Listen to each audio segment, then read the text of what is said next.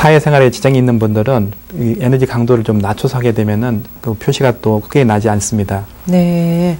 또 이제 질환에 따라서 다르겠습니다만 이 프락셀 듀어를 어느 정도 시술 간격을 두고 또 어느 정도 기간 동안 치료를 해야 되는지요?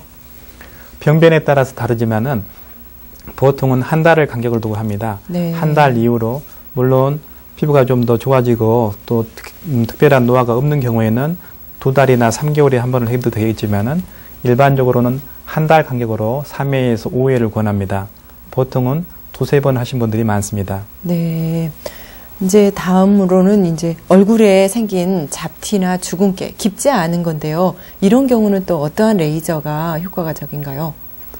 예, 피부는 탄력도 있고 주름도 별로 많지 않으신데 햇빛을 많이 보신 분들 또 젊으신 분들 중에는 잡티가 늘어났고요. 잡티라 하면은 주근깨라든가 검버섯 이런 것들을 말하죠. 기미도 포함되지만 그런 잡티가 많아지고 혈관들이 가볍게 늘어나신 분들이 있습니다. 그럴 때는 IPL을 통해서 치료할 수가 있는데요. 그 IPL 중에서 특히 루미네손이라는 시술들이 있습니다. 네. 이런 시술들이 이 피부 위층에 있는 표피층에 있는 잡티 또 검버섯 혈관들을 치료할 수 있는 레이저입니다. 네. 그렇다면 이 루메니스 1은 어떻게 치료를 하는지 치료 방법은 어떻게 된가요? 마취 연고를 바르고요. 한 30분 있으면 피부가 좀 멍멍해집니다. 그때 시술을 하게 되는데 빛이 잘 침투될 수 있고 시원하게 하기 위해서 젤을 바르고 나서 레이저를 쪼입니다. 쪼이는 것은 한 5분 정도인데 시술 후에 좀 후끈거린 것은 있지만은 바로 화장할 수가 있고 또 일상생활로 돌아갈 수가 있습니다. 네, 그러니까 통증은 별로 시술 자체에 의해서 심하지는 않군요. 사람 따라서 통증이 좀 민감하신 분들이 있는데 대부분은 많이 아파하지 않고요. 네. 사람 따라서는 좀 아파하기 때문에 마취 연고를 바릅니다. 아, 예. 그렇다면 이 루미니스 1에 의한 치료 효과 임상 사진이 궁금합니다. 예, 사진 한번 보실까요? 이 젊으신 분들은 이렇게 주근깨는 그 타고난 선천적인 거기 때문에 치료를 하고 나더라도 또 올라옵니다만은 한 번 시술한 뒤에 주근깨가 많이 없어졌고 피부 결이 또 많이 좋아진 걸 볼 수 있죠. 하지만은 주근깨는 한 달이 지나면서 또 올라옵니다. 네. 그래서 한 3회 정도를 치료를 권하고요.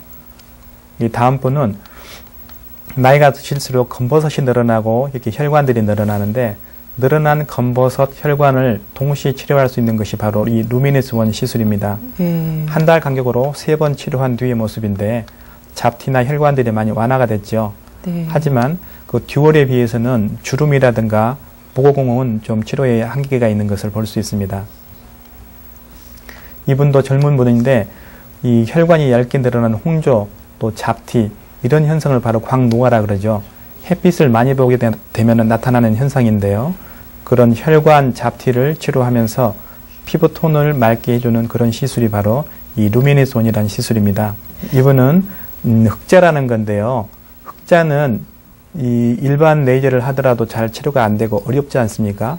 그럴 때는 기존에 이제 파괴됐는데 이 일일이 파괴되면 자국이 오래 남고 까매지고 색소 침착이 올 수밖에 없기 때문에 좀 완화시키는 방법으로 이런 시술을 했을 때 3번 치료한 뒤에 피부 결부터 그런 색소 침착이 없는 것을 볼 수 있습니다.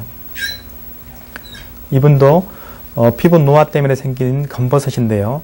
검버섯 이런 색소들이 치료 후에 많이 완화됐고 피부 탄력부터 톤이 많이 좋아진 걸 볼 수 있고요. 네. 이 나이가 많이 들수록 특히 햇빛을 많이 쪼인 분들이 팔에 검버섯이 이렇게 많아진 분들이 있습니다. 팔에 생긴 검버섯도 일반 CO2 레이저라든가 일반 레이저로 깎게 되면은 그 부위가 색소 침착이 와서 한 1년간은 까매진 걸 볼 수 있습니다. 하지만 이런 시술은 치료 후에 까매지지 않고 바로 생활할 수가 있는데 이 깎아낸 거에 비해서는 이 여러 번 치료해야 되는 것이 단점이지만은 부작용이 없이 치료할 수 있는 것이 장점으로 또 볼 수 있습니다. 네. 지금까지 원장님께서 이제 항노화, 즉 항노화, 피부 노화의 치료 방법으로서 최근에 각광받고 있는 여러 가지 치료 방법들, 레이저 치료, 써마지를 비롯하여 울세라, 에어전트, 멀티토닝 또는 프락셀 듀얼 또 다양한 치료 레이저를 소개해 주셨는데요. 원장님께서는 제가 알기로도 상당한 이런 그 노화 시술에 경험이 많으신 걸로 알고 있습니다. 이렇게 레이저 시술한 후에 우리가 환자분들이 지켜야 할 어떤 주의사항과 또 유지하기 위해서는 어떤 노력을 해야 되는지요? 네, 피부 노화는 자외선 때문에 온다고 그랬으니까요. 우리가 지킬 수 있는 것부터 지켜나가면 되겠습니다. 그래서 외출 시에는 반드시 자외선 차단제를 늘 바르시고요. 또 잘 씻어서 세안을 잘해서 피부를 청결하게 하는 것이 좋겠죠. 그러기 위해서는 잘 씻고 나서 보습제를 또 발라야 되겠고요. 또 생활 습관도 항노화 식품들을 잘 챙겨 드시면은 피부 노화에 예방이 될 수 있겠습니다. 네. 그렇다면은 말씀하신 이 항노화, 즉 피부 노화에 좋은 어떤 식품들은 어떤 것들이 있는가요? 이 노화를 일으키는 것이 이 피부에 있는 활성산소이지 않습니까? 활성산소는 스트레스라든가 자외선 여러 여건에서 올 수가 있는데 그 활성산소를 억제하고 막아주는 것이 바로 항산화 식품들입니다. 그 항산화 식품들에는 녹차를 비롯해서 토마토 그리고 콩 여러 식품들이 있습니다. 그 중에 특히 콩 같은 경우는 아시다시피 이소플라본이라는 성분이 들어있는데요. 이것은 이 콜라겐이 파괴되는 걸 예방을 하고 보습 효과가 있고요. 또 콩 속에 있는 비타민, 여러 비타민들이 항산화 식품이기 때문에 이 피부 노화의 원인이 되는 그런 활성산소를 억제해서 평소에 우리가 흔히 먹는 것이 또 노화를 예방하는 효과까지 있다 하니까요. 골고루 챙겨 드시면 좋을 것 같습니다. 이제 원장님께서 다양한 치료 경험을 바탕으로 오늘 피부 노화에 대해서 설명을 많이 해주셨는데요. 앞으로 원장님께서 이제 각각의 질환에 맞춰서 가장 좋은 레이저를 선택해야 되는데 오늘 소개해 주신 레이저를 간단히 한번 종합해 주시겠어요? 예. 노화에 있어서 가장 문제가 되는 것은 피부의 탄력이라고 했습니다.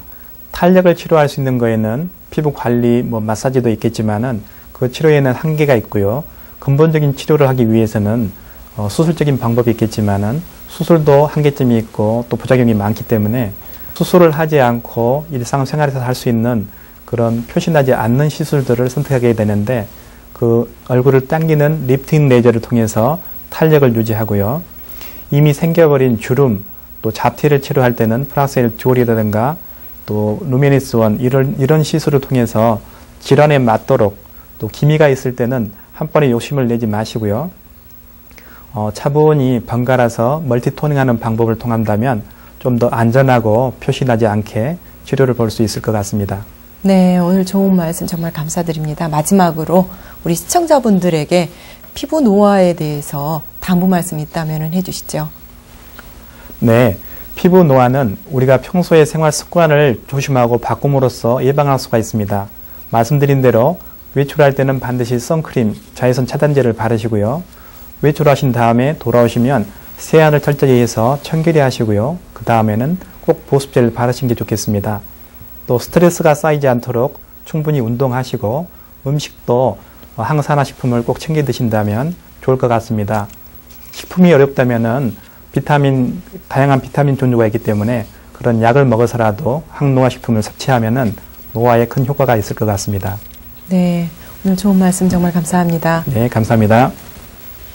건강클리닉 지금까지 광주 맑은 피부과 신삼식 원장님과 함께 피부 노화의 증상과 그에 맞는 다양한 치료 방법에 대해 자세히 알아보았습니다. 이제 곧 한여름보다 더 센 자외선이 있는 봄철이 다가오고 있는데요. 미리 예방을 함으로써 우리 피부 노화를 막을 수 있다는 것, 자외선 차단제와 보습제 생활하시고 또 필요하다면 레이저 시술을 통해서 깨끗한 피부 유지하시길 바라겠습니다. 오늘 순서 여기서 마치겠습니다. 감사합니다.